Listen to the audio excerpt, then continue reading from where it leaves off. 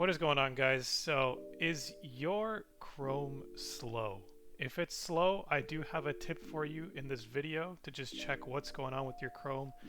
It might not 100% fix how slow it is or how fast it is, but because it might just be that you have a slow computer, there might be other things going on, you might have a bunch of other processes running, but there's also a way to check what's using your resources in Chrome, and it's called the Chrome Task Manager. So basically, you just want to go to the top right up here on Customize and Control Chrome, and then go on More Tools, just hover over it, and you'll see the Task Manager right here. You can also do Shift and Escape together, and that'll open it.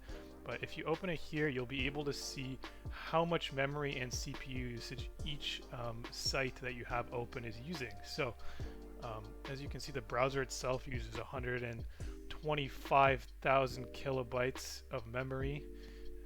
I'm not sure if that's kilobytes, to be honest, but you can see the CPU usage, the network usage, and it depends on what websites you have open. Like right now, my CPU is not really being heavily used because my YouTube video is paused, but if I play it, I believe it'll use some more CPU. So going on, guys, so today I'll show you how to make it might be a little loud for you guys, my bad. I've seen many tutorials of how to organize your videos. Yeah, there we go. See, my CPU usage is actually going up now as I'm playing this video. But yeah, you can just check what's running in your Chrome, and you can just close and stop using certain things. Like, it'll show your extensions as well. So this extension does use some memory.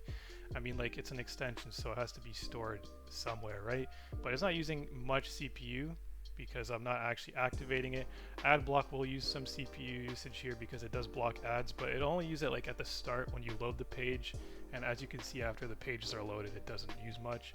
But yeah, you can look at your extensions. If you see one of them using a lot, you mainly want to look at the CPU. The memory is the memory, it's just there.